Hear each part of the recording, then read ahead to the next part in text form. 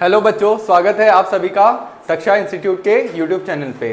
तो आज मैं आपके सामने प्रेजेंट हूँ असम पीवाईक्यू सीरीज के एक नए लेक्चर के साथ, जिसमें हम लोग डिस्कस करेंगे इलेक्ट्रोकेमिस्ट्री के लास्ट 13 इयर्स के पीवाईक्यूज। तो ये चैप्टर बेहद ही इंपॉर्टेंट है, क्योंकि ये बहुत ही इजी है अगर एक बार आप लोग समझ लो तो, और अगर आपको ये समझ में नहीं आता है तो ये आपकी रातों की नींद उड़ा लेगा। तो स्टार्ट करते हैं आज का सेशन।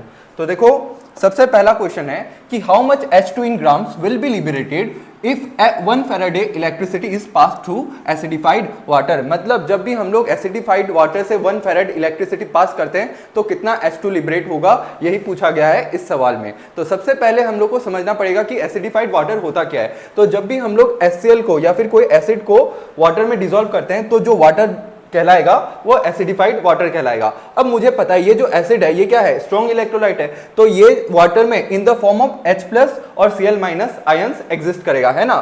तो अब जब मैं इस सॉल्यूशन से इलेक्ट्रिसिटी पास करवाता हूं तो ये H+ जो है हाइड्रोजन में रिड्यूस हो जाएगा। तो अब यही पूछा है कि अगर इसमें से 1 फैराड इलेक्ट्रिसिटी पास करवाता हूं तो कितना H2 रिलीज होगा। तो सबसे पहले हम लोग रिएक्शन लिख लेंगे। तो क्या रिएक्शन हो रही होगी, H+ will get reduce to H2 by accepting what, 2 electrons. तो अब देखो, इस रिएक्शन को देख के हम लोग ये कह सकते हैं कि जब मैं 2 मोल इलेक्ट्रॉन्स पास करवाता हूं तो कितना मोल हाइड्रोजन डिस्चार्ज होता है, इट विल बी 1 मोल। मतलब मैं कह सकता हूं 2 मोल इलेक्ट्रॉन्स के ऊपर जो चार्ज होता है कितना होता है, 2 फैराड। तो 2 फैराड जब मैं पास करता हूं तो कितना ग्राम हाइड्रोजन रिलीज होता है, 2 ग्राम। अभी मुझे पूछा है कि अगर मैं 1 फैराड इलेक्ट्रिसिटी पास करवाता हूं तो कितना हाइड्रोजन लिबरेट होगा। तो देखो, 2 फैराड से 2 ग्राम, तो 1 फैराड से कितना होगा, 1 ग्राम। That's it.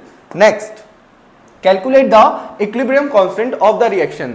मुझे एक रिएक्शन गिवन है और साथ ही साथ उसकी स्टैंडर्ड ईएमएफ सेल की वैल्यू गिवन है, और मुझे कहा है कि इस रिएक्शन का इक्विलिब्रियम कांस्टेंट पता करना है।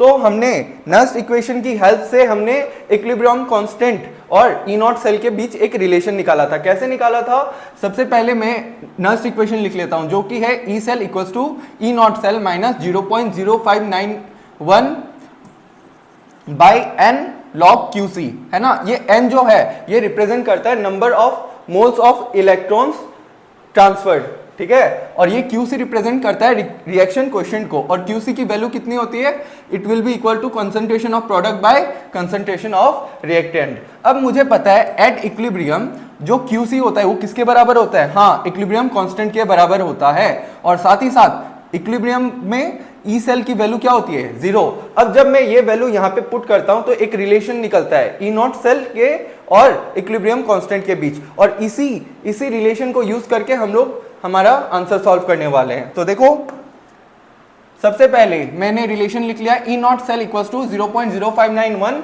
Bye n log k।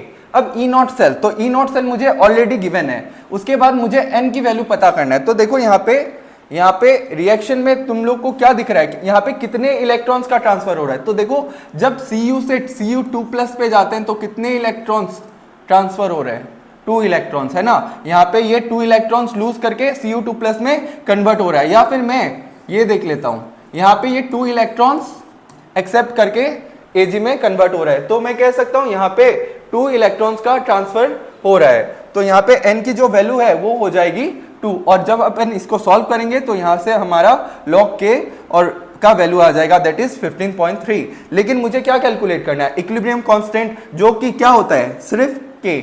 तो जब मैं k को कैलकुलेट करता हूं तो मैं इसको k को क्या लिख सकता हूं, एंटी लॉग 15.3। अब देखो, कई लोग यहाँ पे आके स्टक हो जाते हैं, यहाँ इसके बाद प्रोसीड नहीं कर पाते, है ना। तो देखो, जब यहाँ पे आके स्टक हो जाओ तो क्या करना है, तो एंटी लॉग 15.3 को मैं किस तरह से ब्रेक कर सकता हूं, 15 प्लस 0.3। अब 15 को मैं क्या लिख सकता हूं, log 10 to the power 15। इसका मतलब क्या होगा, 15 आगे आ जाएगा, और log 10 की वैल्यू क्या होती है, 1। तो 15 को मैं कुछ इस तरह से लिख सकता हूं। और मुझे पता है log 2 की वैल्यू क्या होती है, 0.3 की जगह मैं log 2 लिख सकता हूं। अब हमने पढ़ा है कि log x plus log y को मैं क्या लिख सकता हूं, log x इंटू वाई। तो हमने भी यहाँ पे log x plus log y को क्या लिख दिया, log x इंटू वाई, है ना। तो अब देखो, ये एंटी लॉग और लॉग कैंसिल हो जाएगा, और क्या बच जाएगा, 2 इंटू 10 to the power 15, और यही मेरा इक्विलिब्रियम कांस्टेंट k का वैल्यू होगा। तो इस तरह से हम लोग किसी भी रिएक्शन की इक्विलिब्रियम कांस्टेंट निकाल सकते हैं जब हमें standard EMF of the cell की वैल्यू गिवन होती है। नेक्स्ट देखो, नेक्स्ट पूछा गया है write the Nernst equation and EMF of the following cell at 298 kelvin. तो हमें सेल रिप्रेजेंटेशन गिवन है और हमें सबसे पहले नर्स्ट इक्वेशन लिखनी है और सेकंड हमें उनका ईएमएफ कैलकुलेट करना है। कब? एट 298 केल्विन, मतलब स्टैंडर्ड कंडीशंस पे। तो देखो नर्स्ट इक्वेशन क्या होती है, तो जनरल फॉर्मूला बोलूं तो जनरली नर्स्ट इक्वेशन को हम लोग रिप्रेजेंट करते हैं E cell equals to E not cell minus 0.0591 by n log concentration of product by concentration of reactant. अब यहाँ पे जो ई नॉट सेल है वो कैसे कैलकुलेट करते हैं, E not cell equals to E naught cathode minus E naught anode. अच्छा, ये जो यहाँ पे ई नॉट है ये क्या है, ये रिडक्शन पोटेंशियल है। Again n represents the number of moles of electrons gained by lost. ठीक है, तो अब देखो तो ये हमारा सेल रिप्रेजेंटेशन। तो सेल रिप्रेजेंटेशन मुझे पता है, जब भी मुझे नर्स्ट इक्वेशन लिखनी होगी तो सबसे पहले सेल में हो रहे रिएक्शन को मुझे लिखना पड़ेगा, है ना। तो देखो सबसे पहले देखो ये सेल है, तो मुझे पता है सेल में जो लेफ्ट हैंड साइड है वो किसको रिप्रेजेंट करता है, वो एनोड को रिप्रेजेंट करता है या ऑक्सीडेशन हाफ सेल को रिप्रेजेंट करता है, और राइट साइड वाला पार्ट रिडक्शन हाफ सेल या फिर कैथोड को रिप्रेजेंट करता है। तो अब देखो एनोड में क्या हो रहा है, Mg is getting converted into Mg2+, मतलब Mg2+ पे कन्वर्ट हो रहा है and it is giving out 2 electrons. On the other hand anode में क्या हो रहा है, यहाँ पे Cu2+, 2 इलेक्ट्रॉन्स एक्सेप्ट करके Cu सॉलिड में कन्वर्ट हो रहा है। ठीक है, तो ये है एनोड की रिएक्शन, ये है कैथोड की रिएक्शन। अब मैं इन दोनों को ऐड करके ओवरऑल रिएक्शन लिख लेता हूं, है ना। तो ये मैंने ओवरऑल रिएक्शन लिख ली। अब मुझे पता है ई सेल इक्वल्स टू क्या होता है, ई नॉट सेल, और E not cell is given by E naught cathode minus E naught anode. तो यहाँ पे कैथोड कौन है, Cu2+, तो ये क्या है, कैथोड का रिडक्शन पोटेंशियल, ये है एनोड का reduction potential, minus 0.0591 divide by n. N क्या था, नंबर ऑफ इलेक्ट्रॉन्स ट्रांसफर। तो यहाँ पे कितने इलेक्ट्रॉन्स का ट्रांसफर चल रहा है, 2 इलेक्ट्रॉन्स का ट्रांसफर हो रहा है, तो इसकी वैल्यू हो जाएगी 2। उसके बाद log concentration of product divide by concentration of reactant. अब देखो यहाँ पे ये कॉपर जो है वो किस फॉर्म में प्रेजेंट है, सॉलिड फॉर्म में, और यहाँ पे Mg सॉलिड फॉर्म में प्रेजेंट है। और मुझे पता है एक्टिव मास, हमने इक्विलिब्रियम में पढ़ा था, active mass of solids and liquids को हम लोग क्या मान के चलते हैं, 1 मान के चलते हैं। तो यहाँ पे मैं इसके जगह और इसके जगह क्या सब्स्टिट्यूट कर दूंगा, 1, तो क्या बचेगा, तो यहाँ पे Mg2+ बचेगा और यहाँ पे Cu2+, और यही हो जाएगी हमारी नर्स्ट इक्वेशन, यही हमारा नर्स्ट इक्वेशन हो जाएगा for this given cell reaction. अब मुझे ईएमएफ की वैल्यू कैलकुलेट करनी है। तो ईएमएफ की वैल्यू कैलकुलेट करने के लिए मुझे किसकी जरूरत है, मुझको जरूरत है रिडक्शन पोटेंशियल ऑफ कैथोड और रिडक्शन पोटेंशियल ऑफ एनोड। और बड़ी सी बात है कि यहाँ पे हमें वैल्यू नहीं गिवन थी, यहाँ पे ये जो क्वेश्चन था यहाँ पे ना ही मुझे इसका रिडक्शन पोटेंशियल गिवन था ना ही इसका गिवन था, तो बिना रिडक्शन पोटेंशियल के हम लोग इसको कैलकुलेट नहीं कर सकते। तो सर हम लोग कैसे करेंगे, तो देखो बच्चों एनसीईआरटी बुक में आपके 4 क्वेश्चंस है और वही 4 क्वेश्चंस में से 2 क्वेश्चंस ऑलरेडी आ चुके हैं। तो ये 4 क्वेश्चंस के लिए आपको जो ई नॉट सेल की वैल्यू है वो थोड़ा सा ध्यान रखना है ना। तो यहाँ पे तो मैंने क्या है, बुक से देख के मैंने यहाँ पे ऑलरेडी नोट डाउन कर लिया है, लेकिन आप लोग को ये क्या है याद रखनी पड़ेगी। तो आप लोग जाना एनसीईआरटी बुक खोलना और वहां पे आपको 4 रिएक्शंस मिलेंगी जहां की आपको ये जो वैल्यू है ई नॉट सेल की वो आपको ध्यान रखनी है। ठीक है, तो अब प्रोसीड करते हैं अपने इस क्वेश्चन में। तो यहाँ पे रिडक्शन पोटेंशियल ऑफ कैथोड कितना है, 0.234 minus reduction potential of anode, तो माइनस क्या हो जाएगा, minus 2.370 minus 0.0591 by number of electrons transfer that is 2। और मुझे देखो यहाँ पे क्या था, कंसंट्रेशन ऑफ Mg2+, तो कंसंट्रेशन ऑफ Mg2+ आयन कितना था, 0.01 है ना। तो यहाँ पे मैं पुट कर देता हूँ 0.01। वैसे यहाँ पे Cu2+ का कंसंट्रेशन कितना था, 0.0001। तो यहाँ पे मैं वैल्यू पुट करता हूँ और जब कैलकुलेट करता हूँ तो मेरा ईएमएफ निकल जाएगा।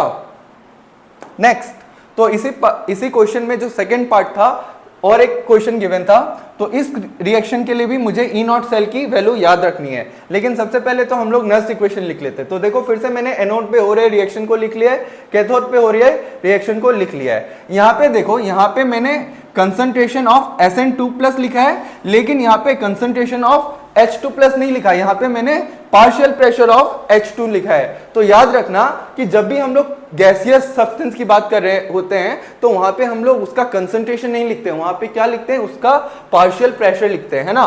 तो ये क्या हो जाएगी, ये हो जाएगी अपनी नर्स्ट इक्वेशन। अब ध्यान रखना, जब भी आपको क्वेश्चन में इसका प्रेशर के बारे में कुछ हिंट नहीं गिवन हो, तब ये पार्शियल प्रेशर ऑफ H2 आप लोग 1 मान के चलना, ठीक है, 1 कंसीडर कर लेना। अब देखो इसको फिर से मैंने सॉल्व किया, तो देखो मुझे पता है standard reduction potential of hydrogen is 0, इसका मुझे ध्यान रखना है कि 0.14 होता है, तो इससे मेरा E0 सेल कैलकुलेट हो जाएगा। SN2 प्लस की कंसंट्रेशन मुझे गिवन है, H प्लस की कंसंट्रेशन गिवन है, यहाँ पे पार्शियल प्रेशर जब कुछ भी ना गिवन हो तो तुम लोग क्या मान के चलोगे, 1 है। तो इस तरह से मैं ये सॉल्व करते हुए चलूंगा तो मेरा ई सेल का वैल्यू आ जाएगा, ठीक है। तो मार्क कर लेना फिर से,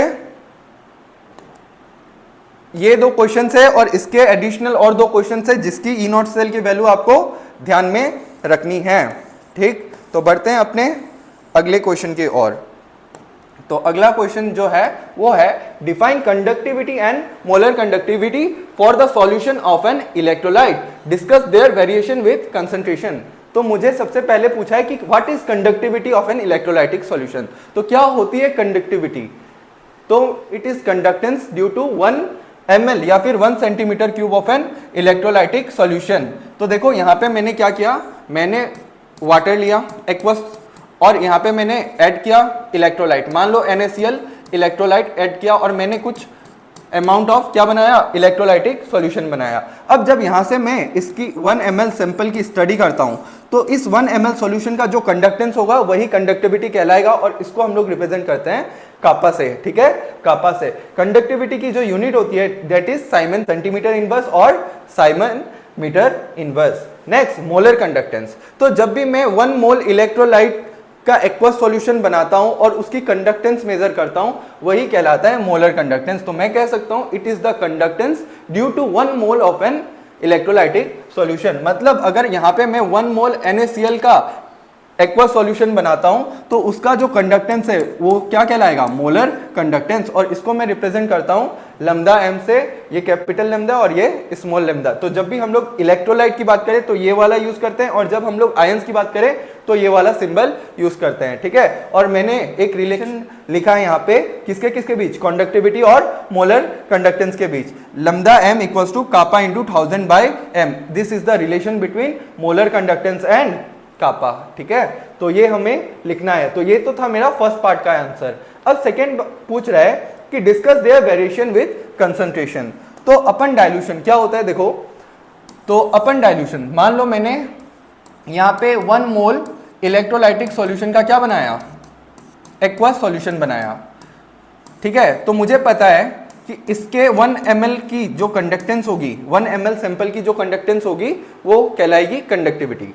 तो अब जब मैं इस सॉल्यूशन को डाइल्यूट करता हूं, इसमें जब मैं वाटर ऐड करता हूं तो क्या होंगे, इसमें जो आयंस प्रेजेंट है वो दूर दूर ड्रिफ्ट कर जाएंगे और दूर दूर ड्रिफ्ट कर जाएंगे मतलब 1 ml में जो नंबर ऑफ आयंस प्रेजेंट थे पहले के रिस्पेक्ट में वो क्या हो जाएंगे, डिक्रीज हो जाएंगे। तो यहाँ पे सिंस नंबर ऑफ आयंस कम हो जाएंगे तो उनके वजह से कंडक्टेंस जो हो जाएगा वो क्या हो जाएगा, डिक्रीज हो जाएगा। तो मैं कह सकता हूं कि जब भी हम लोग डाइल्यूशन करते हैं या कंसंट्रेशन डिक्रीज करते हैं तो कंडक्टिविटी की वैल्यू क्या हो जाती है, डिक्रीज हो जाती है। क्यों, because number of ions per unit volume decreases. वैसे ही अगर मैं बात करूं मोलर कंडक्टेंस की, तो मोलर कंडक्टेंस क्या था, it is conductance due to 1 mole of an electrolytic solution. अब देखो मैंने 1 मोल ऑफ इलेक्ट्रोलाइटिक सॉल्यूशन बना लिया। अब जब मैं इसमें डाइल्यूशन करता हूं मतलब इसमें वाटर ऐड करता हूं तो क्या इसमें नंबर ऑफ आयंस पे कुछ इफेक्ट आएगा, नहीं, कोई इफेक्ट नहीं आएगा। नंबर ऑफ आयंस जो है इट विल रिमेन कंस्टेंट। लेकिन मुझे पता है यहाँ पे आयंस क्या होंगे, दूर दूर चले जाएंगे, उनके बीच का इंटर आयनिक जो इंटरेक्शंस है, यहाँ पे सपोज Na+ और Cl- ये क्या है, ऑपोजिट चार्ज आयंस, इनके बीच में क्या होता है, इंटरेक्शन होता है, अट्रैक्शन होगा। तो जब मैं इसमें वाटर ऐड करूंगा तो ये आयंस जो है ये दूर दूर चले जाएंगे। तो दूर दूर चले जाएंगे तो इनके बीच का जो इंटर आयनिक इंटरेक्शन है वो डिक्रीज हो जाएगा और इंटर आयनिक इंटरेक्शन डिक्रीज हो जाएगा मतलब ये अब इजीली फ्रीली मूव कर पाएंगे। और अगर ये फ्रीली मूव कर पाएंगे तो मैं कह सकता हूं इनकी जो आयनिक मोबिलिटी है वो इंक्रीज हो जाएगी और आयनिक मोबिलिटी इंक्रीज होते ही क्या हो जाती है, मोलर कंडक्टेंस इंक्रीज हो जाएगी। मैं कह सकता हूं कि विद डाइल्यूशन लैम्डा मोलर या फिर molar conductance increases whereas kappa या फिर conductivity decreases. Next, write a way to determine the molar conductance at infinite dilution value of water. तो मुझे ये वैल्यू कैलकुलेट करनी है। तो इसको मैं बहुत ही इजीली कैलकुलेट कर सकता हूं। सबसे पहले मैं क्या करूंगा, मैं molar conductance at infinite dilution की वैल्यू निकाल लूंगा, किसके लिए, फॉर HCl, NaCl और NaOH के लिए। और उसके बाद मैं क्या करूंगा, कॉलर्स लॉ अप्लाई कर दूंगा और उसकी मदद से ये molar conductance at infinite dilution for water calculate कर लूंगा। तो इस तरह से हम लोग को इस क्वेश्चन को अटेम्प्ट करना है, ठीक है। नेक्स्ट गिवन है कि फिर से मुझे क्या, molar conductance and infinite dilution की वैल्यू गिवन है फॉर H2SO4, K2SO4 और पोटेशियम एसीटेट। क्या क्या गिवन है, XY Z। तो अब मुझे कहता है कि calculate limiting molar conductivity of acetic acid. मुझे molar conductance at infinite dilution for acetic acid calculate करना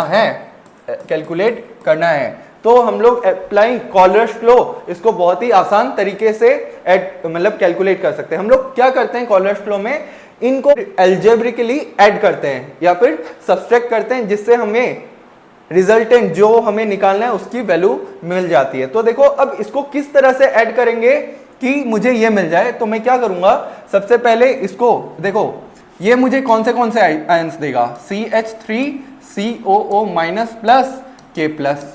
ये मुझे क्या देगा, ये मुझे 2K प्लस देगा और SO4 2 माइनस देगा। और ये क्या देगा, ट्वाइस H प्लस और SO4 2 माइनस। तो मुझे क्या क्या चाहिए, मुझे चाहिए CH3COO minus plus H plus. तो यहाँ पे सिंस मुझे 2H प्लस गिवन है, तो यहाँ पे मैं इसको 2 से मल्टीप्लाई कर दूंगा, किसको, इस इक्वेशन को। तो यहाँ से मुझे क्या मिल जाएगा, 2CH3COO minus twice K plus. अब इन दोनों को जब मैं ऐड करता हूं तो ये और ये क्या हो जाएंगे, ऐड होके CH3COOH बना देंगे। लेकिन मुझे एडिशनल क्या मिल रहा है यहाँ पे, 2K प्लस और SO4 2 माइनस। तो मैं ओवरऑल से इन दोनों से ये माइनस कर दूंगा, तो K2SO4 सब्सट्रैक्ट हो जाएगा और मुझे क्या मिल जाएगा, लैम्डा इंफिनिटी या फिर molar conductance and infinite dilution की वैल्यू मिल जाएंगी for acetic acid. Next, the cell potential for the following cell is 0.576 volt at 298 Kelvin. Calculate the pH of the solution. तो मुझे एक सेल गिवन है और cell की सेल पोटेंशियल गिवन है और मुझे कैलकुलेट करना है pH। तो इसको भी मैं यूजिंग नर्स्ट इक्वेशन ही कैलकुलेट करूंगा। तो सबसे पहले मैं इस सेल को देखता हूं। तो मुझे पता है ये एनोड है, ये कैथोड है, और यहाँ पे मुझे रिडक्शन पोटेंशियल ऑफ कैथोड और एनोड गिवन है। तो कैथोड में क्या हो रहा है, एनोड में क्या हो रहा है, रिएक्शंस लिख लूंगा, ओवरऑल रिएक्शन लिख लूंगा, फिर मैं क्या अप्लाई करूंगा, नर्स्ट इक्वेशन। तो नर्स्ट इक्वेशन अप्लाई करके मैं क्या कैलकुलेट कर सकता हूं, मैं बहुत ही ईजी तरीके से हमारा जो pH है वो कैलकुलेट कर सकता हूं। तो आप लोग को कैलकुलेशंस पे थोड़ा ध्यान देना होगा। अच्छा, आप लोग घबरा मत जाना, पहले क्या होता था, पहले हम लोग को एग्जाम्स में साइंटिफिक कैलकुलेटर्स यूज करने देते थे, है ना, इसलिए जो कैलकुलेशन होती थी वो थोड़ी लेंथी होती थी। लेकिन अब क्या होता है, अब हमें साइंटिफिक कैलकुलेटर यूज करने नहीं देते, तो इतनी टफ कैलकुलेशन नहीं आती। लेकिन फिर भी आप लोग ये जो प्रीवियस ईयर्स क्वेश्चंस आए हुए हैं इनकी कैलकुलेशंस अच्छे से ध्यान रखना, क्योंकि कब कौन सा क्वेश्चन रिपीट हो जाए ये ना आप जानते हो ना मैं जानता हूं, ये कौन जानता है, बोर्ड वाला। हाँ, तो नेक्स्ट देखो, नेक्स्ट देखो, यहाँ पे गिवन है 3 electrolytic cells A, B and C containing electrolytes zinc sulfate, AgNO3 and CuSO4 respectively were connected in series. A steady current of 1.5 ampere was passed through them and 1.45 gram of Ag was deposited at the cathode of cell B. So how long did the current flow? What mass of copper and zinc were deposited? तो सबसे पहले मुझे पूछा है कि current कितने time तक flow हो रहा है। तो मुझे पता है ये Q इक्वल्स टू IT होता है ना। अब मुझे I तो गिवन है लेकिन मुझे Q नहीं गिवन है, मुझे ये Q कैलकुलेट करना होगा, तभी मैं क्या निकाल पाऊंगा, टाइम निकाल पाऊंगा। तो सबसे पहले मुझे ये गिवन है यहाँ पे कि Ag डिपोजिट हो रहा है, कितना डिपोजिट हो रहा है, 1.45 ग्राम। तो अब देखो कैथोड में किसका रिडक्शन होगा, Ag प्लस आयंस का रिडक्शन होगा और वो Ag के फॉर्म में डिपॉजिट हो जाएगा। तो इस रिएक्शन को देख के मैं लिख सकता हूं कि जब मैं 1 फैरेड इलेक्ट्रिसिटी पास कराता हूं 108 ग्राम डिपॉजिट होता है। अब यहां पे कितना डिपॉजिट हुआ है, 1.45 ग्राम। तो यहां से मैं क्या कैलकुलेट कर सकता हूं कि मैंने कितना चार्ज पास करवाया होगा, है ना। तो जब मैं 1 फेरेड इलेक्ट्रिसिटी पास कराता हूं कितना होता है 108। अब मैं मान लेता हूं मैंने x कॉलम x फेरेड चार्ज पास करवाया, ठीक है, तो 1/x इक्वल्स टू, तो इसको मैं इस तरह से लिख सकता हूं, तो x पास करवाने से 1.45 ग्राम मुझे मिल रहा है। तो इससे मैं क्या कैलकुलेट कर लूंगा, इससे मैं कितना चार्ज पास करवाया है वो मैंने कैलकुलेट कर लिया, इतना फेरेड। अब मुझे पता है 1 फेरेड इक्वल्स टू कितना होता है, ऑलमोस्ट 96500 कॉलम। तो फेरेड से मैं कॉलम में कन्वर्ट कर लेता हूं, तो ये कितना आ जाएगा 1295.6 कॉलम आ जाएगा। तो मुझे चार्ज का पता चल गया, मुझे करंट गिवन है तो मैं टाइम निकाल सकता हूं, time of current flow by using the relation Q equals to IT। तो यहाँ पे मुझे Q की वैल्यू पता है, I की वैल्यू पता है, तो इससे मेरा जो आंसर आ जाएगा, टाइम कितना निकल जाएगा 863.7 सेकेंड्स। अब मुझे पूछा है कि कितना कॉपर और कितना जिंक डिपॉजिट हो रहा है। तो कॉपर डिपॉजिट हो रहा है मतलब कॉपर का क्या हो रहा होगा, रिडक्शन होता है। मुझे पता है कोई भी चीज कब डिपॉजिट होता है, जब रिडक्शन हो रहा होता है, और कब डिसॉल्व हो रहा होता है, जब उसका ऑक्सीडेशन हो रहा होता है। तो यहाँ पे रिडक्शन रिएक्शन लिख लेना, तो Cu2++ 2 electron goes to Cu solid. तो यहाँ पे मैं कह सकता हूँ 2 फेरेड अगर मैं चार्ज पास करवाता हूँ तो कितना डिपॉजिट होगा कॉपर, 63.5 ग्राम। तो 2 फेरेड को मैं कुछ इस तरह से कॉलम में कन्वर्ट कर सकता हूँ, 2 × 96500 कॉलम। अच्छा, अभी कितना कॉलम चार्ज मैंने पास करवाया था, इतना, तो इतना पास करवाऊंगा तो कितना मिलेगा, तो ये मैं यूनिटरी मेथड यूज करके कैलकुलेट कर लूंगा। मैं क्या लिखता हूं कि 2 × 9650 जो कॉलम चार्ज जब डिपॉजिट्स 65 ग्राम Cu, सो इतना will deposit how much 63.5 divided by 2 × 96500 into 1295.6, और इससे मेरा आंसर आ जाएगा, ठीक है। नेक्स्ट, सिमिलरली हम लोग यहाँ पे भी वही करेंगे, रिडक्शन रिएक्शन लिख लेंगे जिंक की, और हम लोग देखो 2 फेरेड इतना डिपॉजिट कर रहा है, या फिर इतना कॉलम इतना डिपॉजिट कर रहा है, तो ये कितना डिपॉजिट कर रहा है, यूजिंग लीनियर मेथड या फिर यूनिटरी मेथड हम लोग कैलकुलेट कर लेंगे, ठीक है। Next, calculate the pH eight which the potential of hydrogen electrode will be 0.059 volt. तो आपको ध्यान रखना होगा कि जब भी हाइड्रोजन इलेक्ट्रोड की बात करें और pH की बात करें तो इनके बीच में एक रिलेशन होता है। The reduction potential of hydrogen electrode equals to -0.0591 pH। Reduction potential of hydrogen electrode equals to -0.0591 pH। अब मुझे रिडक्शन पोटेंशियल ऑलरेडी गिवन है ना, मुझे रिडक्शन पोटेंशियल कितना गिवन है 0.059 माइनस 0.059 वोल्ट गिवन है। तो इससे मैं क्या कैलकुलेट कर लूंगा, pH कैलकुलेट कर लूंगा, बहुत ही आसान तरीके से, बस वैल्यू पुट करना है, ठीक है। The chemistry of corrosion of iron is essentially an electrochemical phenomenon. Explain the reactions occurring during the corrosion of iron in the atmosphere. तो यहाँ पे देखो what is corrosion? तो corrosion is essentially an electrochemical phenomenon. At a particular spot of an object, oxidation takes place and the spot behaves as anode. मतलब क्या होता है कि कोरोजन में क्या होता है, सपोज ये एक आयरन की रोड है, मैं कोरोजन का एक एग्जांपल डिस्कस करता हूँ जिसका नाम है रस्टिंग ऑफ आयरन। तो होता क्या है, जब भी बात करूँ रस्टिंग ऑफ आयरन की, तो होता क्या है कि यहाँ पे in the presence of air and moisture इसका ऑक्सीडेटिव डिग्रेडेशन हो जाता है। मतलब यहाँ पे एक स्पॉट में क्या होगा, ऑक्सीडेशन होगा, ऑक्सीडेशन होगा तो उससे इलेक्ट्रॉन रिलीज होंगे। अब ये इलेक्ट्रॉन रिलीज होके वाया मेटल पास होंगे और दूसरे स्पॉट पे पहुंच जाएंगे। वहां पे क्या होगा, वहां पे ऑक्सीजन प्रेजेंट होगा, वहां पे present oxygen will get reduce into water bye accepting those electrons and H+ ions. तो सबसे पहले एनोड में हो रहे रिएक्शंस की मैं बात करता हूं। तो यहाँ पे रस्टिंग ऑफ आयरन की बात हो रही है ना। तो रस्टिंग ऑफ आयरन में सबसे पहले क्या होगा, एक स्पॉट में ऑक्सीडेशन हो रहा होगा, किसका, मेटल का ऑक्सीडेशन हो रहा होगा। तो यहाँ पे मेटल ऑक्सीडाइज हो जाएगा किसमें, Fe2+ में। अच्छा, 2Fe goes to twice Fe2+। तो यहाँ पे ये कितने इलेक्ट्रॉन्स लूज करता है, एक आयरन एटम जो होता है वो 2 इलेक्ट्रॉन्स लूज करता है। तो यहाँ पे सिंस 2 है तो यहाँ पे 4 इलेक्ट्रॉन्स लूज करेंगे। अब ये क्या होंगे, ये वाया मेटल दूसरे स्पॉट पे पहुंच जाएंगे। वहां पे क्या होगा, electrons release at anode spot move through the metal and go to other spot on the metal and reduce oxygen in presence of H+ ions and this spot behaves as cathode. तो यहाँ पे किसका reduction हो रहा होगा, oxygen का reduction होगा, और ऑक्सीजन रिड्यूस किसमें होता है, वाटर में। तो ऑक्सीजन किसके साथ रिएक्ट करेगा, with this 4 electrons and H+ ions, जो कि प्रोबेबली मिलते हैं bye dissolution of carbonic acid. अब मैंने बोला कि वाटर और एटमॉस्फेयर में प्रेजेंट एयर दोनों मिलके क्या बनाएगा, कार्बोनिक एसिड। मतलब मैं कह रहा हूं कि यहाँ पे वाटर होगा किस पे, आयरन के सरफेस पे, और मुझे पता है एयर में क्या होता है, CO2।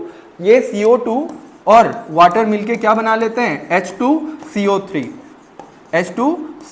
और इसी के डिसोल्यूशन से मुझे क्या मिलता है, H+ आयंस। तो ये H+ आयंस और ये इलेक्ट्रॉन्स मिलके ऑक्सीजन को रिड्यूस करके कन्वर्ट कर देंगे वाटर में, और ये हो जाएगी कैथोड की रिएक्शन। और इन दोनों को मैं ऐड करके मैं क्या लिख सकता हूं, ओवरऑल रिएक्शन लिख सकता हूं। तो ये थोड़ी बातें ये जो है ये आप लोग को ध्यान में रखने की है ना, इसमें ज्यादा समझने का है नहीं, बस थोड़ा सा 1-2 बार प्रैक्टिस करोगे तो आराम से आप लोग को मेमोराइज हो जाएगा, है ना। नेक्स्ट, यहाँ पे एक सेल रिप्रेजेंटेशन गिवन है और कहता है the EMF of the Daniell cell is E1 corresponding to this cell representation. When the concentration of ZnSO4 change to 1 molar and CuSO4 change to 0.01 molar, then the EMF of the cell changes to E2. Establish the relationship between E1 and E2. तो यहाँ पे एक cell representation given है और वहाँ पे मुझे उसके करस्पॉन्डिंग जो EMF निकलती है दैट इज E1। अब क्या कर रहा है, अब कुछ समय बाद वहां पे प्रेजेंट जो सॉल्यूशंस है, इलेक्ट्रोलाइटिक सॉल्यूशंस है, उनका कंसंट्रेशन चेंज कर देता है, और मुझे पता है कंसंट्रेशन चेंज करते क्या चेंज हो जाएगा, EMF of the cell change हो जाएगा। तो वो चेंज होके क्या हो जाएगा, E2 हो जाएगा। अब initial EMF that is E1 और फाइनल EMF E2, इसके बीच में क्या रिलेशन है वही मुझे पूछा गया है। तो सबसे पहले मैं सेल में हो रहे रिएक्शन की लिख लूंगा, है ना। उसके बाद नस्ट इक्वेशन है वो मैं लिख के क्या कैलकुलेट कर लूंगा, E1 की वैल्यू कैलकुलेट कर लूंगा। तो E1 equals to E0 minus 0.0591/2 और इनिशियल कंसंट्रेशन की वैल्यू मैं पुट करके क्या निकाल लूंगा, E1 की वैल्यू निकाल लूंगा। सेकेंड स्टेप में मैं क्या करूंगा, सेकेंड स्टेप में सब कुछ सेम रहेगा, बस ये जो कंसंट्रेशन की वैल्यू है ये चेंज हो जाएगी। तो पहले जो 0.1 था वो अब क्या बन जाएगा 1, और जो पहले 0.1 था अब ये 0.01 बन जाएगा। तो देखो ये E1 पहले मैंने कैलकुलेट कर लिया, किसके बराबर आ गया, E0 के बराबर।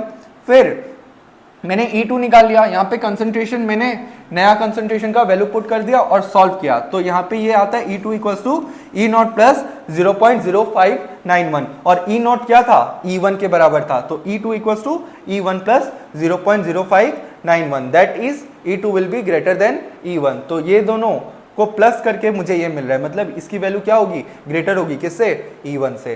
तो नेक्स्ट मुझे गिवन है the molar conductance of 0.1 molar aqueous solution of NH4OH is this much, and at infinite dilution at molar conductance is this much. Calculate degree of ionization. तो मुझे एक इलेक्ट्रोलाइट की क्या गिवन है, मोलर कंडक्टेंस गिवन है eight 0.1 molar concentration और eight infinite dilution, और मुझे डिग्री ऑफ आयनाइजेशन निकालना है। तो मैंने एनसीईआरटी बुक में एक रिलेशन गिवन है और मार्क करवाया था, क्या, degree of ionization equals to molar conductance at any given concentration by molar conductance at infinite dilution. तो मुझे ये दो गिवन है वैल्यू, तो इसकी हेल्प से मैं क्या कैलकुलेट कर सकता हूँ, आयनाइजेशन कांस्टेंट कैलकुलेट कर सकता हूं, है ना।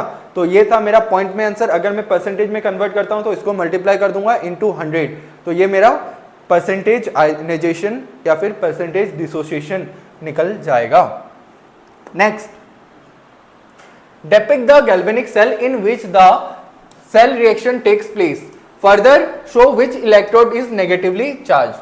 तो यहाँ पे एक सेल रिएक्शन गिवन है और मुझे इसको रिप्रेजेंट करना है, मुझे इसकी सेल रिप्रेजेंटेशन करनी है। तो मुझे पता है मैं रिएक्शन को देखूंगा, तो यहाँ पे रिएक्शन में क्या हो रहा है, यहाँ पे Zn कन्वर्ट हो रहा है Zn2+ में, मतलब यहाँ पे इसका क्या हो रहा है, ऑक्सीडेशन, और इसका क्या हो रहा है, रिडक्शन हो रहा है। तो ऑक्सीडेशन हाफ सेल को हम लोग लेफ्ट साइड में रिप्रेजेंट करते हैं और रिडक्शन हाफ सेल को राइट साइड में रिप्रेजेंट करते हैं, और दोनों को हम लोग सेपरेट करते हैं बाय सॉल्ट ब्रिज। अच्छा, तो Zn किस में कन्वर्ट हो रहा है, Zn2+। तो Zn सॉलिड को मैं क्या ऐसे लिख दूंगा, मैं ऑक्सीडेशन हाफ सेल को क्या लिखता हूं, इस तरह से रिप्रेजेंट करता हूं। इसका मतलब क्या होता है कि Zn कन्वर्ट हो रहा है Zn2+ में, इसलिए इसको हम लोग बोल देते हैं ऑक्सीडेशन हाफ सेल। उसके बाद सॉल्ट ब्रिज, और राइट साइड में मैं क्या लिखता हूं, जो यहाँ पे क्या हो रहा है Ag+ कन्वर्ट हो रहा है Ag सॉलिड में। तो यहाँ पे अपन स्टोइकियोमेट्रिक कोफिशिएंट्स नहीं लिखते, जब भी हम लोग सेल रिप्रेजेंट करते हैं वहां पे स्टोइकियोमेट्रिक कोफिशिएंट्स नहीं लिखते, तो सिंपल हम लोग लिख देंगे Ag प्लस किस में कन्वर्ट हो रहा है, Ag सॉलिड में, तो ये हो जाएगा सेल रिप्रेजेंटेशन। तो ये तो क्या है, सॉल्ट ब्रिज का रिप्रेजेंटेशन, और ये रिप्रेजेंट करता है फेस बाउंड्री, फेस बाउंड्री, ठीक है, ध्यान रखना। अब यहाँ पे मुझे पूछा है कि विच इलेक्ट्रोड इज नेगेटिवली चार्ज, तो कौन सा इलेक्ट्रोड नेगेटिवली चार्ज होता है बताओ मेरे को।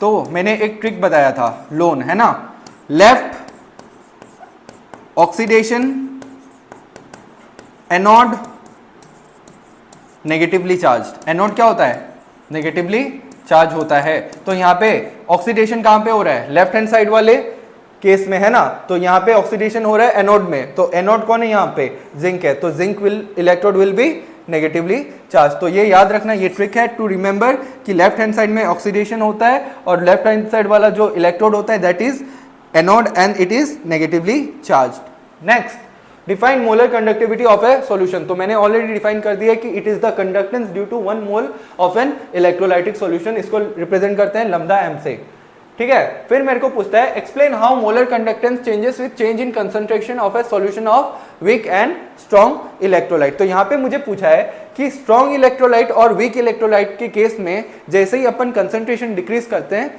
तो उसके मोलर कंडक्टेंस पे क्या इंपैक्ट आएगा। तो अब देखो, स्ट्रॉन्ग इलेक्ट्रोलाइट जो होता है मेरे को पता है वो कंप्लीटली, अच्छा ये समझने से पहले आप लोग एक बात समझ लो, ये जो कंडक्टेंस होता है, ये कंडक्टेंस जो है 2 फैक्टर्स पे डिपेंड करता है, पहला नंबर ऑफ आयंस और दूसरा आयनिक मोबिलिटी। मोबिलिटी मतलब मूवमेंट, है ना, आयन जितना फ्रीली मूव अप करेगा उतनी ज्यादा होगी उसकी कंडक्टेंस, और जितने नंबर ऑफ आयंस ज्यादा होंगे उतना ज्यादा कंडक्टेंस। अब याद रखना इन दोनों में भी ये जो होता है डोमिनेटिंग फैक्टर होता है, क्या होता है, डोमिनेटिंग फैक्टर होता है। मतलब जब इन दोनों के बारे में पूछ ले, मान लो ये इंक्रीज हो रहा है, ये डिक्रीज हो रहा है, तो ओवरऑल क्या होगा, तो ओवरऑल क्या होगा, इंक्रीज होगा। हम लोग किसको देखेंगे, इसको देखेंगे। वैसे ही अगर ये डिक्रीज हो रहा है, ये इंक्रीज हो रहा है, तो डोमिनेटिंग फैक्टर कौन है, ये है, तो यहाँ पे क्या हो रही होगी, डिक्रीज हो रही होगी। अब देखो क्वेश्चन पे आ जाओ, तो स्ट्रॉन्ग इलेक्ट्रोलाइट के केस में what are strong electrolytes, strong electrolytes are those substance which get completely ionized in the solution. मतलब ये कंप्लीट आयनाइज्ड हो जाएगा, मतलब डाइल्यूशन के साथ क्या नंबर ऑफ आयंस इंक्रीज होंगे, सिंस वो पहले ही पूरा टूट चुका है अब और ब्रेक डाउन नहीं होगा उसका, है ना, number of ions in the solution will remains constant. But dilution के साथ साथ क्या होगा, जो आयंस के बीच में दूरियां है वो इंक्रीज हो जाएगी, है ना, dilution increases the distance between ions, और डिस्टेंस बिटवीन आयंस इंक्रीज हो जाने से उनके बीच का इंटर आयनिक इंटरेक्शन क्या हो जाएगा, डिक्रीज हो जाएगा। तो अब जब उनके बीच का अट्रैक्शन डिक्रीज हो जाएगा तो वो इजीली क्या कर पाएंगे, मूव कर पाएंगे। तो मतलब मैं कह सकता हूं आयनिक मोबिलिटी क्या हो जाएगी, इंक्रीज हो जाएगी, और आयनिक मोबिलिटी इंक्रीज हो जाने से मोलर कंडक्टेंस की वैल्यू क्या हो जाएगी, इंक्रीज हो जाएगी, है ना। तो यहाँ पे मैंने यही दिखाया है कि यहाँ पे 1 मोल इलेक्ट्रोलाइट जब लेते हैं तो 1 मोल इलेक्ट्रोलाइट टिक सॉल्यूशन का जो कंडक्टेंस होता है that is known as molar conductance, ठीक है। अब जब डाइल्यूट करेंगे तो यहाँ पे नंबर ऑफ आयंस तो सेम रहेंगे, लेकिन क्या होगा, यहाँ पे डिस्टेंस बढ़ जाएगा और इसके वजह से ionic mobility and so molar conductance will increase. अब नेक्स्ट वीक इलेक्ट्रोलाइट के केस में क्या होता है, डाइल्यूशन 2 काम करवाता है। सबसे पहले वो डिसोसिएशन करवाएगा, डिसोसिएशन मतलब जो पार्शियली टूटा हुआ था अब उसको और फर्दर ब्रेकडाउन कराएगा। तो फर्दर ब्रेकडाउन करवाने से नंबर ऑफ आयंस क्या होंगे, इंक्रीज होंगे। साथ ही साथ जो आयंस ऑलरेडी डिसोसिएटेड फॉर्म में प्रेजेंट थे उनकी आयनिक मोबिलिटी क्या हो जाएगी, इंक्रीज हो जाएगी। क्यों, क्योंकि उन लोग दूर दूर चले जाएंगे। तो यहाँ पे नंबर ऑफ आयंस भी बढ़ रहे हैं, आयनिक मोबिलिटी भी बढ़ रहे हैं, तो यहाँ पे मोलर कंडक्टेंस क्या होगा, ये भी बढ़ेगा। लेकिन यहाँ पे जो ग्रोथ होगा, यहाँ पे जो इंक्रीज होगा, it will be very high as compared to strong electrolyte. मतलब अगर मैं सपोज डाइल्यूशन कर रहा हूं तो मतलब वहां पे अगर conductance, molar conductance 2 times increase हो रहा है तो यहाँ पे कितने टाइम्स इंक्रीज होगा, 8 टाइम्स इंक्रीज होगा। यहाँ पे जो ग्रोथ होगा, यहाँ पे जो इंक्रीज होगा वो क्या होगा, एक्सपोनेंशियल इंक्रीज होगा। और इसलिए यहाँ पे मैंने यहाँ पे आप लोग को मोलर कंडक्टेंस और कंसंट्रेशन का मैंने ग्राफ शो किया है कि वीक इलेक्ट्रोलाइट और स्ट्रॉन्ग इलेक्ट्रोलाइट के केस में किस तरह से वेराई करता है अपना क्या मोलर कंडक्टेंस विद कंसंट्रेशन। तो देखो स्ट्रॉन्ग इलेक्ट्रोलाइट के केस में क्या होता है, ये लीनियर ग्राफ है, मतलब जैसे जैसे कंसंट्रेशन डिक्रीज होगा मोलर कंडक्टेंस इंक्रीज होगा। और ये जो यहाँ पे पॉइंट है यहाँ पे मैं कह सकता हूँ कंसंट्रेशन क्या होगी, जीरो कंसंट्रेशन होगी, और इसी को हम लोग इस पॉइंट को क्या कहते हैं, molar conductance at infinite dilution. अब स्ट्रॉन्ग वीक इलेक्ट्रोलाइट के केस में भी क्या होगा, इंक्रीज तो होगा, लेकिन ये कैसा इंक्रीज है, ये एक्सपोनेंशियल इंक्रीज है। तो यहाँ पे हम लोग देख सकते हैं कि ये है variation between molar conductance and concentration for strong and weak electrolyte. तो ये ग्राफ आप लोग को ड्रॉ करके आना है। अगर आप लोग कुछ नहीं भी लिख पाते हो, बस ये ग्राफ ड्रॉ करके आ जाना, 1 मार्क तो आप लोग को मिल ही जाएगा, और 2 मार्क का तो क्वेश्चन ही रहता है। Next, following reaction occurs at cathode during the electrolysis of aqueous silver chloride. तो ये रिएक्शंस होती है, और यहाँ पे मुझे क्या गिवन है, 2 रिएक्शंस गिवन है, 2 रिडक्शन रिएक्शन गिवन है, और उसके करेस्पॉन्डिंग क्या गिवन है, उनकी रिडक्शन पोटेंशियल गिवन है। और मुझे पूछता है कि on the basis of their SRP value which reaction is feasible eight the cathode and why. Feasible मतलब स्पॉन्टेनियस, स्पॉन्टेनियस मतलब जो खुद हो जाए, है ना। तो कौन सा रिएक्शन फिजिबल होगा, मतलब यहाँ पे कैथोड में कौन सा रिएक्शन हो रहा होगा, कौन सा सब्सटेंस रिड्यूस हो रहा होगा कैथोड में। तो जब मुझे एसआरपी गिवन है और मुझे पूछे कि कौन सा which electrode will behave as cathode, तो मैं क्या करूंगा, मुझे पता है कि एसआरपी ज्यादा, एसआरपी मतलब स्टैंडर्ड रिडक्शन पोटेंशियल होगा ज्यादा, तो टेंडेंसी टू गेट रिड्यूस होगा ज्यादा, और टेंडेंसी टू गेट रिड्यूस होगा ज्यादा, तो वहां पे क्या हो रहा होगा, रिडक्शन। और रिडक्शन कहां पे होता है, रिडक्शन कहां पे होता है, कैथोड में होता है। तो जहां पे रिडक्शन होगा it will act as cathode. तो यहाँ पे एसआरपी वैल्यू किसकी ज्यादा है, इसकी या इसकी, इसकी, सिल्वर इलेक्ट्रोड। तो silver ions will get reduce to silver and it will act as cathode. समझ में आया। Next, state Kohlrausch law of independent migration of ions, write an expression for the molar conductivity of acetic acid at infinite dilution according to Kohlrausch law. तो what is Kohlrausch law, बहुत ही important है। अभी मैंने देखा था, यहाँ पे मैंने कर्व देखा था, है ना, यहाँ पे मैंने ये कर्व देखा था। यहाँ पे मैं कह सकता हूं कि हम लोग limiting molar conductance for strong electrolyte calculate कर सकते हैं using extrapolation of the graph, है ना, लेकिन यहाँ पे वीक इलेक्ट्रोलाइट का कैलकुलेट नहीं कर सकते। तो कॉलरस्ट लॉ जी आए और उन्होंने एक लॉ दिया जिसके मदद से हम लोग किसी भी इलेक्ट्रोलाइट का लिमिटिंग मोलर कंडक्टेंस निकाल सकते हैं। इन्होंने क्या कहा, इन्होंने कहा that limiting molar conductance of an electrolyte is represent as the sum of contribution of cations and anions at infinite dilution. मतलब अगर मुझे पूछे NaCl की इनफाइनाइट डाइल्यूशन पे मोलर कंडक्टेंस की वैल्यू क्या होगी, तो it will be equal to the value of, it will be equal to the sum of molar conductance at infinite dilution for Na+ ion and molar conductance at infinite dilution for Cl- ions. वैसे यहाँ पे अब पूछा है कि acetic acid की molar conductance की value हम लोग कैसे कैलकुलेट करेंगे, तो ये हो जाएगी lambda infinity m of CH3COOH will be equals to acetate ions plus H+ ions. इन दोनों का जो molar conductance and infinite dilution अगर ऐड कर देते हैं तो हम लोग क्या कैलकुलेट कर सकते हैं, molar conductance at infinite dilution for CH3COOH। Next, state Faraday's first law. How much charge in terms of column is required for the reduction of 1 mole of Cu2 plus to Cu? So what is Faraday's law? So Faraday's law states that, Faraday's first law states that the amount of substance deposited or liberated at any electrode is proportional to the charge passed through the solution. मतलब किसी भी electrode पे कितना substance deposit हो रहा है या फिर लिबरेट हो रहा है, वो किस बात पे डिपेंड करता है, वो इस बात पे डिपेंड करता है कि हम लोग उस सॉल्यूशन से कितना इलेक्ट्रिसिटी पास करवा रहे हैं। मतलब हम लोग जितना ज्यादा करंट या फिर इलेक्ट्रिसिटी पास करवाते हैं इलेक्ट्रोलाइटिक सॉल्यूशन से, उतना ही ज्यादा क्या होगा, डिपोजिशन होगा, है ना। तो यहाँ पे वही बात कहता है। तो मैं लिख सकता हूं कि अगर मैं मानता हूं W gram of substance is deposited on passing Q coulomb of charge, then W will be proportional to what, Q। अब जब हम लोग प्रोपोर्शनलिटी सिंबल हटाते हैं तो हम लोग क्या यूज करते हैं, प्रोपोर्शनलिटी कांस्टेंट। तो यहाँ पे प्रोपोर्शनलिटी कांस्टेंट क्या है, J, and J is called electrochemical equivalent. और इलेक्ट्रोकेमिकल इक्विवेलेंट क्या होता है, बहुत ही इंपॉर्टेंट है, ये मैंने इलेक्ट्रोकेमिस्ट्री के लेक्चर में आप लोग को पहले से ही बता के रखा है। तो अगर किसी को नहीं पता है तो जाके देख लेना है, क्योंकि जब भी न्यूमेरिकल्स आता है फैराडेज लॉ के ऊपर, वहां पे हम लोग को जरूरत होती है इस Z टर्म की, है ना। नेक्स्ट देखो Z इंटू Q। अब देखो ये जो Q होता है, Q के जगह मैं क्या लिख सकता हूँ, IT, तो मैं ये जो फॉर्मूला हो जाएगा वो क्या हो जाएगा, W equal to Z into IT, where W is the amount of substance deposited, ठीक है। I is the current pass, T क्या होगा, T is the time for which current pass, और T जो होता है इसको हम लोग यूजुअली सेकंड में पुट करते हैं। नेक्स्ट, अब सेकंड पार्ट जो पूछता है, सेकंड पार्ट पूछ रहा है कि reduction of 1 mole of Cu2 + 2 Cu, क्या पूछा है यहाँ पे कि कितना चार्ज रिक्वायर्ड होगा to reduce 1 mole of Cu2 + 2 Cu। तो सबसे पहले हम लोग क्या लिखेंगे, रिएक्शन, तो यहाँ पे रिडक्शन रिएक्शन लिख लेंगे, Cu2 + twice electrons goes to Cu solid.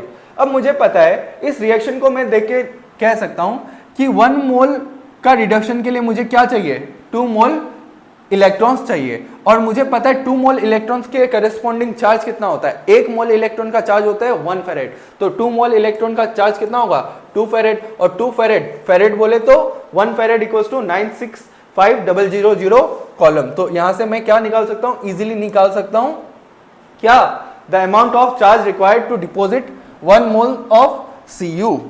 Next, define conductivity of an electrolytic solution, how does it vary with decrease in concentration and why। तो मैंने ऑलरेडी बता दिया है कि कंडक्टिविटी क्या होता है कि अगर मैं इलेक्ट्रोलाइटिक सॉल्यूशन मैंने प्रिपेयर किया है, कितना प्रिपेयर किया है मुझे नहीं पता, लेकिन वहां से मैं 1 ml सैंपल पिक करता हूं और उसकी कंडक्टेंस चेक करता हूं, तो वही क्या कहलाएगा, it will be called conductivity. So again I will say that it is the conductance due to 1 ml या फिर 1 cm³ of an electrolytic solution. और मैंने कहा था डाइल्यूशन के साथ साथ पर यूनिट वॉल्यूम में क्या हो जाता है, नंबर ऑफ आयंस डिक्रीज हो जाता है, तो कंडक्टिविटी क्या हो जाता है, डिक्रीज हो जाता है। वही बात यहाँ पे मैंने थ्योरेटिकल फॉर्म में लिखी हुई है, तो ये आप लोग लिख लेना, ठीक है। Next, calculate the EMF of the following cell at 298 kelvin. तो यहाँ पे मुझे एक सेल रिएक्शन गिवन है, रिडक्शन पोटेंशियल गिवन है, जो 2 इलेक्ट्रोड्स यहाँ पे यूज हुई है दोनों की, तो मुझे पूछता है कि EMF of the cell calculate करना है, तो फिर से मैं क्या यूज करूंगा, नर्स्ट इक्वेशन यूज करूंगा, और नर्स्ट इक्वेशन यूज यहाँ पे मैंने नर्स्ट इक्वेशन लिख ली, E cell equals to E naught cell minus 0.0591/n log product by reactant. तो E नॉट सेल क्या होता है, E naught cathode minus E naught anode. तो यहाँ पे देखो ये Cr का क्या हो रहा है, ऑक्सीडेशन हो रहा है, तो ये क्या है एनोड, और Fe2+ क्या हो रहा है, रिड्यूस, ये क्या है कैथोड। तो यहाँ पे this minus this will be equals to cell potential. तो सबसे पहले मैंने स्टैंडर्ड सेल पोटेंशियल कैलकुलेट कर ली, उसके बाद इसकी वैल्यू यहाँ पे पुट कर दी। अच्छा, यहाँ पे नंबर ऑफ इलेक्ट्रॉन्स कितने ट्रांसफर हो रहे हैं, यहाँ पे देखो जब 2Cr3+ में 2Cr गोज टू 2Cr3+, कितने इलेक्ट्रॉन्स ये गेन कर लूज कर रहा है, तो देखो एक Cr3+ पे जाने से कितने इलेक्ट्रॉन लूज करता है 3, तो यहाँ पे 2 है, तो यहाँ पे कितना इलेक्ट्रॉन्स का चेंज आ रहा है 6 इलेक्ट्रॉन्स का। यहाँ पे भी देख लो, यहाँ पे भी क्या हो रहा है 6 इलेक्ट्रॉन्स का चेंज आ रहा है, तो यहाँ पे n की वैल्यू हो जाएगी 6। Concentration of product by concentration of reactant, तो प्रोडक्ट में कौन आ जाएगा, इसका कंसंट्रेशन और इसका कंसंट्रेशन, रिएक्टेंट में इन दोनों का। फिर से मैंने बोला कि ये क्या है सॉलिड है और ये भी क्या है सॉलिड है, तो इसके करस्पॉन्डिंग कंसंट्रेशन क्या हो जाएगा 1 हो जाएगा, तो बचेगा क्या ये और ये। तो हम लोग ने वैल्यू पट करके आंसर कैलकुलेट कर रखी है, तो इस तरह से हम लोग कर लेते हैं, ठीक है। Next, what type of battery is lead storage battery, right the anode and cathode reactions and the overall reaction occurring in a lead storage battery. तो याद रखना बच्चों कि बैटरी या सेल जो होती है 2 टाइप्स की होती है, एक तो प्राइमरी सेल और सेकेंडरी सेल। तो ज्यादा डिटेल्स में नहीं जाऊंगा सिंस ये PY का Q का लेक्चर सीरीज है, तो बता देता हूं प्राइमरी सेल जो होता है वो अपन एक बार यूज कर सकते हैं, जबकि सेकेंडरी सेल हम लोग मतलब मोर देन 1 टाइम्स यूज कर सकते हैं, है ना। तो जो यूज एंड थ्रो सेल होती है वो क्या होती है प्राइमरी सेल, और जो हमारा बैटरी का इन्वर्टर होता है वो क्या होता है, it is an secondary cell. तो लीड स्टोरेज बैटरी, वही बैटरी वो इन्वर्टर वाली बैटरी क्या होती है, लीड स्टोरेज बैटरी होती है ना। तो यहाँ पे लीड स्टोरेज बैटरी क्या है, it is a type of secondary cell. तो यहाँ पे क्या रिएक्शन हो रहा है, तो यहाँ पे ये रिएक्शन होती है कि एनोड में क्या होता है lead solid plus sulphate aqueous goes to PbSO4 plus 2 electron, मतलब Pb से Pb2+ में जा रहा है, तो जब ये Pb से Pb2+ में जा रहा है ये 2 इलेक्ट्रॉन्स रिलीज करता है। कैथोड में क्या होगा lead oxide plus sulphate aqueous plus H plus 2 electron goes to PbSO4 plus twice water, और ये हो जाएगी ओवरऑल सेल रिएक्शन। तो ये जो चीज है ना एकदम थ्योरेटिकल चीज है, यहाँ पे कोई कंसेप्ट नहीं है ठीक है। तो इसको आप लोग को थोड़ा सा रेक्टिफिकेशन करना पड़ेगा, तो इसको थोड़ा याद रखना, ये पूछा जा सकता है, ठीक है। तो इसको थोड़ा सा याद करना, 2-3 बार प्रैक्टिस करोगे तो याद हो जाएगा। और भूलना मत, इस क्वेश्चन को मार्क कर लेना, एग्जाम के टाइम में ये जो रेक्टिफिकेशन वाले क्वेश्चन होते हैं ये देख के जाना, तो इसको स्पेशली मार्क कर लेना, ठीक है, वरना दिमाग से स्लिप हो जाएगा, ठीक है। और अक्सर जो दिमाग से स्लिप हो जाता है वही क्वेश्चन एग्जाम में आता है। Next, define standard electrode potential. तो क्या होता है इलेक्ट्रोड पोटेंशियल? अच्छा, इलेक्ट्रोड पोटेंशियल बताने से पहले मेरे को एक बात बताओ कि व्हाट इज इलेक्ट्रोड, है ना। तो जब भी देखो हमने मेटेलिक कंडक्टर और इलेक्ट्रोलाइटिक कंडक्टर पढ़ा था, है ना। तो मेटेलिक कंडक्टर क्या होता है? मेटल्स, और इलेक्ट्रोलाइटिक कंडक्टर क्या होता है? Electrolytic solution. तो जब भी हम लोग मेटेलिक कंडक्टर को किस में डिप करते हैं? इलेक्ट्रोलाइटिक सॉल्यूशन में, उसी के इलेक्ट्रोलाइटिक सॉल्यूशन में, तो मुझे क्या, जो ये मेटल रोड है वो इलेक्ट्रोड कहलाएगी। मैं कह रहा हूँ जब भी हम लोग मेटेलिक कंडक्टर को इलेक्ट्रोलाइटिक कंडक्टर में डिप करते हैं तो जो मेटल रोड होती है वो क्या कहलाएगी? That will be called electrode. अब इलेक्ट्रोड पोटेंशियल क्या होता है? तो जब भी हम लोग मेटल की इलेक्ट्रोड के को उसी के आयंस वाले सॉल्यूशन में क्या करते हैं? डिप करते हैं, तो एक पोटेंशियल डेवलप होता है किसके किसके बीच में? उस मेटल इलेक्ट्रोड और उस सॉल्यूशन के बीच में, और वही जो पोटेंशियल है उसी को हम लोग कह देते हैं इलेक्ट्रोड पोटेंशियल। तो the potential difference develop between metal electrode and the electrolytic solution when metal is placed in aqueous solution of its own ions at standard state is, that is 1 atm 298 Kelvin and 1 molar concentration is called standard electron potential। तो मैंने आप लोग को बताया पहले electrode potential क्या होता है। जब ये इलेक्ट्रोड पोटेंशियल हम लोग स्टैंडर्ड कंडीशंस में मेजर करते हैं, स्टैंडर्ड कंडीशंस मतलब 1 बार प्रेशर या फिर 1 एटीएम प्रेशर, 298 केल्विन टेम्परेचर और 1 मोलर कंसंट्रेशन। ये कंसंट्रेशन किसकी? इलेक्ट्रोलाइटिक सॉल्यूशन की, तो उसको हम लोग बोलते हैं स्टैंडर्ड स्टेट। तो ध्यान रखना ये, ठीक है। नेक्स्ट क्वेश्चन क्या है? The measured EMF of the cell. तो एक सेल रिप्रेजेंटेशन गिवन है और उसके करेस्पॉन्डिंग मुझे ईएमएफ गिवन है। मुझे पूछता है standard electrode potential of the half cell corresponding to the reaction. तो मुझे हाफ सेल का रिएक्शन गिवन है और मुझे क्या पूछता है? मुझे स्टैंडर्ड इलेक्ट्रोड पोटेंशियल पूछ रहा है इसका। तो मुझे पता है ई सेल गिवन है, तो मैं ई नॉट सेल कैसे कैलकुलेट कर सकता हूँ? यूजिंग नर्स्ट इक्वेशन, है ना। तो पहले सबसे पहले नर्स्ट इक्वेशन लिखने से पहले मैं क्या लिख लूंगा? इक्वेशन लिख लूंगा। कौन सी? सेल में हो रही रिएक्शन। तो सेल में क्या हो रहा है? H2 कन्वर्ट हो रहा है H प्लस में, Cu2 प्लस कन्वर्ट हो रहा है Cu में, है ना। तो इसको लिख के मैं बैलेंस कर लिया है। उसके बाद अब देखो यहाँ पे नर्स्ट इक्वेशन पे वैल्यू पुट कर दी है, तो यहाँ पे मैंने ई नॉट सेल की वैल्यू पुट कर दी, और ई नॉट सेल की वैल्यू पुट करते ही क्या आ जाएगा? ई नॉट सेल की वैल्यू आ जाएगी। अब मुझे पता है ई नॉट सेल क्या होता है? E not cell equals to E naught cathode minus E naught anode, है ना। अच्छा, यहाँ पे देखो कैथोड कौन है? ये तो है एनोड, ये क्या है? कैथोड। और मुझे किसका निकालना है? कैथोड का, Cu। इसके करेस्पॉन्डिंग मुझे स्टैंडर्ड इलेक्ट्रोड पोटेंशियल निकालनी है। तो यहाँ पे जो एनोड है ये क्या है? हाइड्रोजन इलेक्ट्रोड जो है वो क्या है? एनोड है। और मुझे पता है इसका जो रिडक्शन पोटेंशियल होता है वो क्या होता है? 0 होता है। तो इलेक्ट्रोड पोटेंशियल ऑफ कॉपर क्या हो जाएगा? It will be equals to E not cell and it will be equals to 0.3 volt, ठीक है। नेक्स्ट देखो, represent the cell in which the following reaction takes place. तो फिर से मुझे एक सेल रिएक्शन गिवन है और उसके करस्पॉन्डिंग ई नॉट सेल भी गिवन है, और मुझे नर्स्ट इक्वेशन और ईएमएफ कैलकुलेट करना है। तो वही करना है, क्या करना है? सबसे पहले नर्स्ट इक्वेशन लिखो, उसके बाद ईएमएफ कैलकुलेट कर लो। तो नर्स्ट इक्वेशन मैंने लिख ली, है ना, और उसके बाद मैंने ईएमएफ निकाल लिया। तो इस टाइप के क्वेश्चंस बहुत सारे पूछे जाते हैं, है ना। तो इसलिए ध्यान रखना और कैलकुलेट करना। तो यहाँ पे भी देखो, यहाँ पे ई नॉट सेल गिवन है। कौन से केस में नहीं गिवन होगा? वो 4 रिएक्शंस, ठीक है। तो वो बुक से देख लेना। तो ये मैंने कैलकुलेशन की है नॉर्मल सी। नेक्स्ट है व्हाट इज बैटरी। तो बैटरी क्या होती है? Battery is the source of electric energy. Battery is the source of electric energy. अब नेक्स्ट हमें जो पता होना चाहिए, जब हम लोग एक से ज्यादा गैल्वेनिक सेल को कनेक्ट करते हैं, किसमें? सीरीज कनेक्शन में, तो जो रिजल्टेंट सेल होता है वही क्या कहलाता है? बैटरी कहलाता है। तो a battery is the source of electric energy obtained by connecting number of galvanic cells in series. और गैल्वेनिक सेल्स क्या होता है? It converts chemical energy into electrical energy. अब मुझे एक प्राइमरी बैटरी और एक सेकेंडरी बैटरी का एग्जांपल पूछा है। प्राइमरी बैटरी तो हम लोग निप्पो वाली जो बैटरी यूज करते थे, याद है ना, टॉर्च लाइट में, तो वो क्या है? Primary cell. तो इसका जो एग्जाम्पल हो जाएगा वो हो जाएगा लेकलैंकी सेल। और सेकेंडरी बैटरी का अभी हमने बात की थी lead storage battery. Next, molar conduct define molar conductivity of an electrolytic solution, show the variation of molar conductivity of an strong electrolyte with square root of concentration. तो molar conductivity क्या होता है ऑलरेडी मैंने define करके रखा है।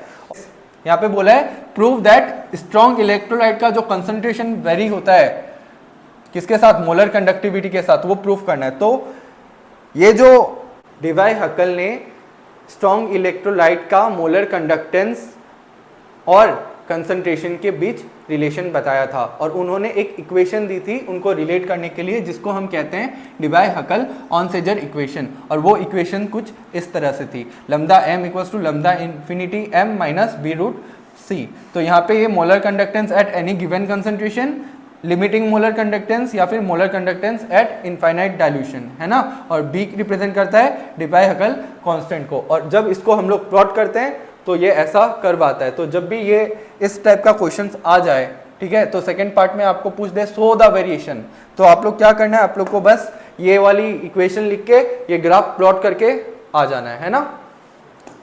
Next, state Kohlrausch law, the limiting molar conductance of this and this are given, calculate limiting molar conductance of acetic acid at 298 kelvin. तो Kohlrausch law मैंने पहले ही आप लोग को बता दिया है और उसको अप्लाई करना भी मैंने सिखा दिया है। तो यहाँ पे भी मुझे 3 इलेक्ट्रोलाइट का क्या दिया हुआ है, molar conductance at infinite dilution का वैल्यू गिवन है और मुझे इसकी वैल्यू कैलकुलेट करनी है। तो इनका मैं एल्जेब्रिक सम करके इसकी वैल्यू कैलकुलेट कर लूंगा। तो अब देखो यहाँ पे मैं क्या करूंगा, मेरे को CH3COOH को पूछा है तो मेरे को CH3COO और H+ चाहिए होगा, तो मैं इन दोनों को ऐड कर दूंगा और जब मैं इन दोनों को ऐड करता हूं मेरे को क्या एडिशनल मिल रहा है, Na+ और Cl- है ना, तो मैं NaCl- सब्सट्रैक्ट कर दूंगा। देखो अच्छे से देखो, ये मुझे क्या देगा CH3OO- Na+, ये मुझे देगा H+ और Cl- और ये क्या देगा Na+ और Cl-, मुझे किसकी जरूरत है, इसकी और इसकी, तो मैं इन दोनों को ऐड कर दूंगा है ना।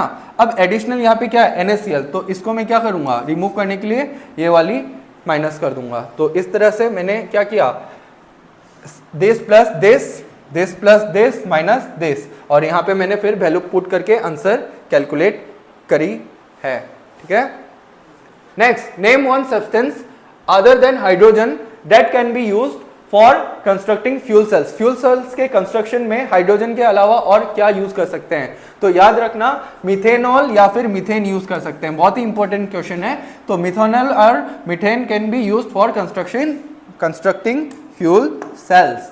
नेक्स्ट, सेल रिएक्शन गिवन है, calculate EMF of the cell, concentration given है। फिर से वही क्वेश्चन है, बार बार नेक्स्ट इक्वेशन के ऊपर एक ही क्वेश्चन आता है, ईएमएफ, तो इसको अच्छे से सीख लेना, ठीक है।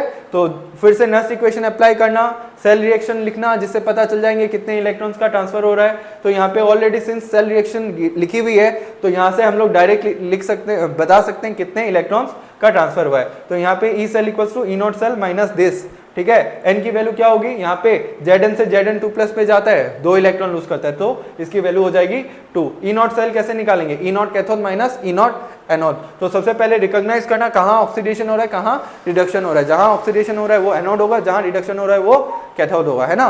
तो इस तरह से आप लोग ये भी कर सकते हो।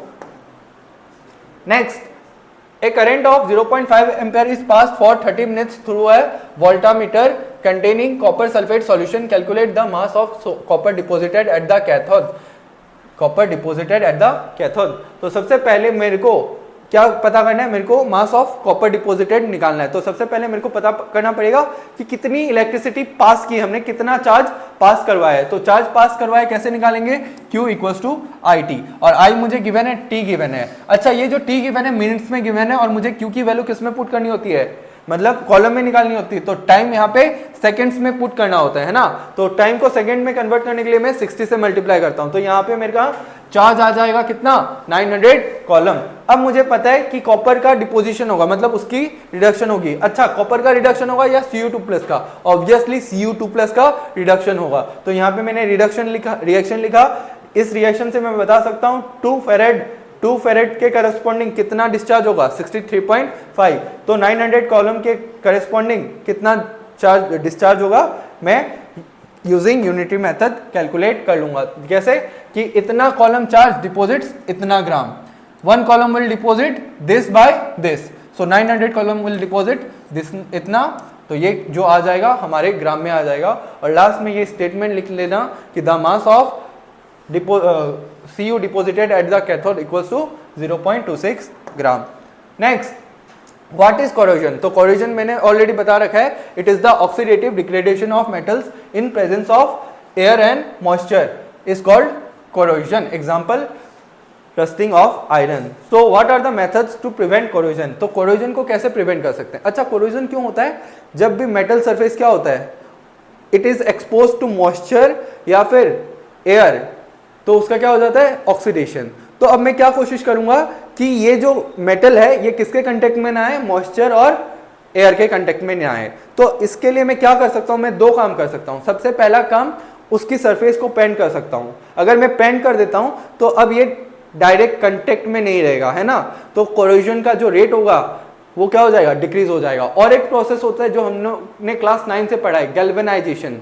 गैल्वेनाइजेशन मतलब कोटिंग ऑफ आयरन और steel with a layer of zinc which act as a protective layer. तो 2 मेथड्स है, पहला पेंटिंग और coating the metal surface which prevents its exposure to oxygen and moisture, और दूसरा गैल्वेनाइजेशन। तो ये थोड़ा सा बात ध्यान रखना कि by this 2 methods we can prevent corrosion. Depict the galvanic cell in which the following reaction take place। तो यहाँ पे रिएक्शन गिवन है और मुझे सेल रिप्रेजेंटेशन करना है, जो कि मैंने पहले ही आपको बता दिया है। सेल को रिप्रेजेंट करते हैं लेफ्ट हैंड साइड में एनोड और राइट हैंड साइड में कैथोड। सेकेंड, मुझे यहाँ पे नस्ट इक्वेशन पूछा है, तो इसके करेस्पॉन्डिंग नस्ट इक्वेशन लिख देना, बहुत ही सिंपल है। Next, what is primary battery? Give one example. तो मैंने कुछ देर पहले बोला था जो एक बार यूज कर सकते हैं, एक बार यूज करने के बाद जो रीयूजेबल नहीं होता, मतलब बर्बाद हो जाती है, उसी को बोलते हैं प्राइमरी सेल। तो the batteries in which the chemical energy of the redox is converted into electrical energy only once and after using it for a period of time battery becomes dead and cannot be reused again is called primary battery. और example क्या है इसका? Lake lanky cell. Next, यहाँ पे मुझे standard electrode potential, मतलब जब भी तुम्हें स्टैंडर्ड इलेक्ट्रोड पोटेंशियल दे दिया जाए और ये ना बताया जाए कि वो ऑक्सीडेशन पोटेंशियल है या रिडक्शन पोटेंशियल है, तो बाय डिफॉल्ट तुम लोग को मान के चलना है वो स्टैंडर्ड रिडक्शन पोटेंशियल की वैल्यू गिवन है। तो यहाँ पे मेरे को एसआरपी की वैल्यूज गिवन है और मुझे पूछता है कि arrange them in the increasing order of reducing power. तो बच्चों याद रखना, जब भी इस टाइप का क्वेश्चन आ जाए तो सबसे पहले ये लिख लेना कि एसआरपी होगा ज्यादा, मतलब टेंडेंसी टू गेट रिड्यूस होगा ज्यादा। अच्छा, रिड्यूस का टेंडेंसी ज्यादा होगा तो वहां पे रिडक्शन हो रहा होगा, और रिडक्शन कहां पे होता है? रिडक्शन किसका होता है? ऑक्सीडाइजिंग एजेंट का रिडक्शन होता है। मतलब अगर वो जिसका रिडक्शन हो रहा है वो क्या होगा? ऑक्सीडाइजिंग एजेंट की तरह बिहेव करेगा, मतलब उसका रिड्यूसिंग पावर क्या होगा? कम होगा। मतलब अगर एसआरपी होगा ज्यादा, रिड्यूसिंग पावर होगी कम, है ना। तो यहाँ पे एसआरपी सबसे ज्यादा किसकी है? यहाँ पे एसआरपी ज्यादा है, सबसे ज्यादा है इसकी, सिल्वर की। तो इसकी रिड्यूसिंग पावर क्या होगी? सबसे कम। तो हम लोग इसको in the decreasing order of SRP arrange कर देंगे। तो सबसे कम एसआरपी किसकी गिवन है? यहाँ पे पोटेशियम की। तो इसकी जो रिड्यूसिंग पावर होगी वो मैक्सिमम होगी। ये हमारा लास्ट क्वेश्चन, ठीक है। द कंडक्टिविटी गिवन है और मुझे क्या गिवन है? मोलर कंडक्टेंस निकालना है। यहाँ पे इस क्वेश्चन में कंडक्टिविटी गिवन है और मोलर कंडक्टेंस निकालना है। तो मुझे पता है क्या रिलेशन होता है? Molar conductance equals to kappa into 1000 by M. Kappa given है कितना? 0.0248 साइमन सेंटीमीटर इनवर्स, ठीक है। 1000, ठीक है। मोलरिटी कितनी गिवन है? 0.20। तो जब वैल्यू पुट करोगे तो क्या आ जाएगा? आंसर आ जाएगा। बहुत ही सिंपल सा क्वेश्चन पूछा गया था। तो इसी के साथ समाप्त होता है आज का सेशन। Thank you. अगले सेशन में मैं कोऑर्डिनेशन कंपाउंड के PYQs के बारे में डिस्कस करूंगा, ठीक है। Thank you.